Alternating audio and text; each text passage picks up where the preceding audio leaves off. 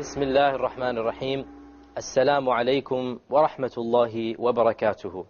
I welcome you to another episode of our series As-Safaratul Kiram, where we try to strive to be in the company of the holy angels by learning how to recite the Quran, by learning the science of Tajweed.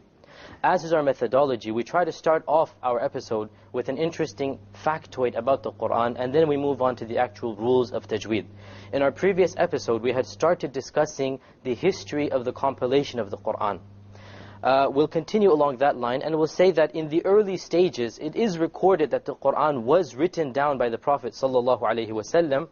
However, the primary way of preservation at this early stage was the memorization of the Quran by the companions. This is because the Arabs of that time, they used to pride themselves in their sharp memory. In fact, this was how they preserved their oral traditions. This was how they preserved their history, their poetry, their literary legacy. They would memorize it, and then they would narrate it later on. And so when the Quran came down, the companions of the time, they memorized the portions of the Quran that were convenient to them. And many of them, in fact, memorized the entire Quran that was revealed until that time. However, in the Madani stage, when the Prophet ﷺ migrated to Medina, here we have clear-cut narrations that the Prophet ﷺ would actually command for the Quran to be written down. Once when a verse was revealed, and this is authentically narrated in Sahih Bukhari, he said, "Call Zayd ibn Thabit for me." Zayd ibn Thabit was the primary secretary of the Prophet ﷺ. He said, "Call him for me and tell him to bring the scapula bone and the ink pot," meaning pen and paper of their time. So when Zayd ibn Thabit came, the Prophet ﷺ dictated to him the ayah, and so Zayd wrote it down, and it is also narrated that the Prophet ﷺ would then listen back from Zayd what he had written in the Quran. So the Quran was definitely preserved by memorization and by being written down, and we'll continue along this history in our next episode.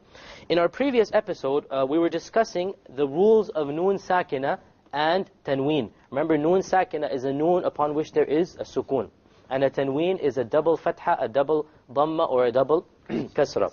Moving along those lines, we have said that there are 4 rules of Noon Sakin and Tanween, depending on the letter that occurs after it. So we now move on to the second rule, and that is that of iqlab, or conversion. Okay, we have this fancy diagram here to help you memorize what we mean by iqlab. Iqlab means conversion. When does iqlab occur? Iqlab, this conversion or this changing, it occurs when a Noon Sakina or a Tanween is changed to a meme. This is why we call it iqlab. You change the Noon Sakina, or you change the Tanween from an n sound, into a meme sound. Therefore, because it is converted, we call it iqlab, which means to convert, to change. Okay, well, when does this occur? It occurs when the Noon Sakina or Tanween is followed by the letter ba. So if someone asks you, what are the letters of iqlab? You will say, ba. Only one letter. It is the letter ba. Anytime the letter ba occurs after a Noon Sakina or a Tanween, instead of pronouncing the N sound, you pronounce the M sound. Okay? And it is important when you do this, by the way, that you do a ghunnah. Remember, what was a ghunnah? Who remembers? Nasal sound. The nasal sound. The ghunnah was a nasal sound. Okay? An example here is the word al-anbiya. Alif, Noon Sakin, Ba, Ya, okay? Here we have Noon Sakin, Al-An, but it's followed by a Ba. So we don't pronounce it Al-An, we change the Noon into a Meme, and then we do a Ghunnah, okay? Al-Anbiya, Al-Anbiya.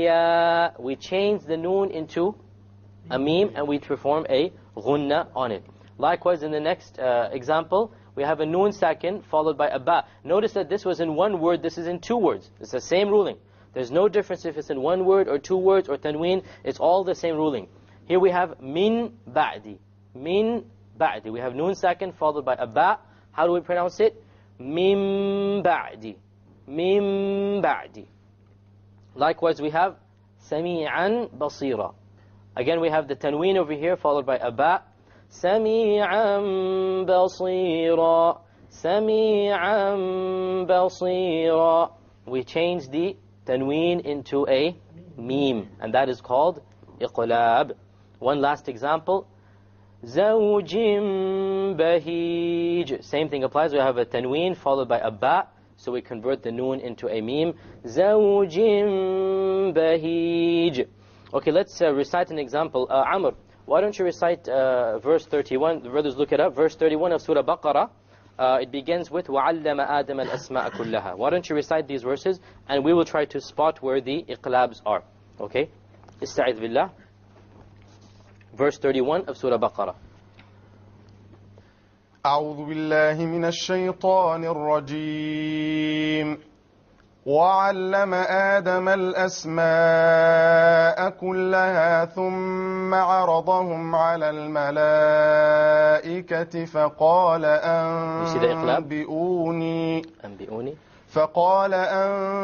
أنبئوني بأسماء هؤلاء إن كنتم صادقين قالوا سبحانك لا علم لنا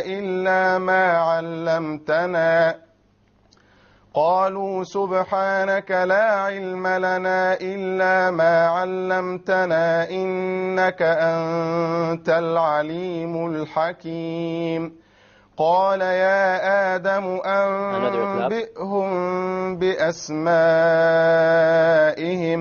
فلما أنبأهم بأسمائهم قال ألم أقل لكم حسبك يا عم جزاك الله خير. Now notice here we have three iqlabs. The first one is in the 31st surah. قال أنبئوني. We have a noon sakin followed by a ba. Notice here that the people who are writing the mushaf, they have added a small meme on top of the noon. This is to show you there is an iqlab there. Okay, to show you. If you didn't have the meme there, you should know the rule of Tajweed. Suppose you don't know the rule of Tajweed, they have shown you here that there is a iqlab. Now we discussed in a previous episode that there is a type of meme which means that you should stop. There is a slight difference between this meme and that meme. One of the differences is that this meme, the meme of iqlab, the line after the meme goes straight down. Whereas the meme which tells you to stop, the line keeps on going horizontally. Likewise, we find two more iqlabs in verse number 33. أَنْبِئْهُمْ and أَنْبَأَهُمْ. Both times we have the noon sakina followed by a ba. So I think that rule is pretty clear, that the second rule of noon sakina and tanween is that of conversion or iqlab, and this occurs when the noon sakina or tanween is followed by a ba. What do? You convert the noon to the meme with a ghunna. Okay. The third rule of the four is that of merging. So we have a diagram here of things merging. And these diagrams, by the way, they help you to memorize it. When you think of idgham, think of something merging, so you remember what the idgham is. Okay? So the idgham is of two types. There is one type of merging or idgham in which you do a ghunna, and one type in which you don't do a ghunna. Today we'll only discuss the type which you don't do a ghunna, and in our next episode we'll discuss the idgham in which you do a ghunna. Okay, what exactly is an idgham? What exactly is idgham? The idgham means you merge the word before the tanween or the noon sakina into the word after the tanween or the noon sakina. Excuse me, the letter before the noon and to the letter after the noon. What happens to the noon itself? Well, when there's no ghunna, as in these two cases of the lam and the ra, it is completely dropped. And that is why we call it idgham or merging. You merge what is before with what is after, and you drop the actual sound of na, the tanween or the noon sakina. And the two letters of idgham without ghunna are lam and ra. So anytime you have a noon sakina followed by a lam, or you have a tanween followed by a lam, or a tanween followed by a ra, or a noon sakina followed by a ra, you drop the sound of n, and you merge what is before with what is after. Let's give an example here. We have over here, min rabbihim. Notice we have a noon sakina followed by a ra. And the ra is a letter of idgham without ghunna. So you don't say min rabbihim, you drop it. You drop the noon and you merge the meme with the ra. And you say, mil rabbihim, mil rabbihim, immediately. Likewise, in the next example, ghafuran rahima. Ghafuran, there's a tanween, okay, followed by a ra. You don't say ghafuran rahima. You say ghafuran rahima. Ghafuran rahima. You don't hear an N sound because you drop it. Likewise, hudal lil muhsinin. The same applies here. You have a dal with a tanween, and then you have a lam. هُدًى لِلْمُحْسِنِينَ هُدًى لِلْمُحْسِنِينَ. Again, you don't say hudan. If you said hudan, then that would be incorrect. The whole point is that you merge what is before it with what is after it. We have another two more examples. وَيْلٌ لِكُلِّ هُمَزَةٍ لُمَزَةٍ. We have a tanween on the ta. هُمَزَةٍ لُمَزَةٍ. You didn't hear the end sound, it was dropped. Likewise, we have in Surah Al-Ikhlas, لَمْ يَكُنْ لَهُ لَمْ يَكُنْ يَكُنْ. Look what happened to the noon, dropped. Suppose you were to stop, then you have to say لَمْ يَكُنْ. You ran out of breath or something, you have to say the noon. But if you go on, then it is not allowed to say the noon. Rather, you merge what is before the noon with what is after the noon. And that is why it is called idgham. That you merge what is before it with what is after it. Now open up Surah Al-Alaq. We probably don't have time to recite, but we will just point out some examples in Surah Al-Alaq. Surah Al-Alaq, as you know, is the first surah of the Quran that was revealed. If you go to the last few ayat, we have over here, let's look at verse number 7, okay? Verse number 7. أَوْرَآهُ اسْتَغْنَى. What is over here? We have the noon sakina followed by a ra. So how do we pronounce it? أَوْرَآهُ اسْتَغْنَى. Now here as a side point, remember when we were talking about the rules of the ra, we said one of the most common mistakes with the ra is what? The rolling of the ra. You repeat it. Someone make the mistake while they recite. Someone, Amr, why don't you make the mistake? Suppose you roll the ra. How would it sound then? Arra. Exactly. This is a common mistake. So make sure that when you do this idgham, you don't fall into the other mistake of rolling the ra. Okay? Samir, why don't you pronounce it properly? أَرَّآهُ اسْتَغْنَى. Exactly. أَرَّآهُ اسْتَغْنَى. Likewise, if you look at verse number 15, okay? كَلَّا لَئِن لَّمْ يَنْتَهِ لَنَسْفَعًا بِالنَّاصِيَةِ. Where is the idgham? Without ghunna? لَإِلَّمْ. Exactly, okay? لَإِلَّمْ. So we have over here the noon sakina followed by a lam. And when we have this, then we drop out the noon and we pronounce it with the hamza immediately merges with the lam, and that is why we call it an idgham. Okay? طيب, we have only time for a short surah, so let us recite Surah Al-Ikhlas because that too has an idgham to it. أعوذ بالله من الشيطان الرجيم.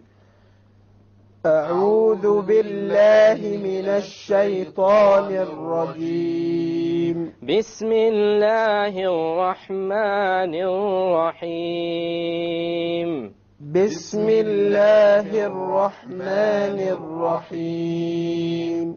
قل هو الله أحد.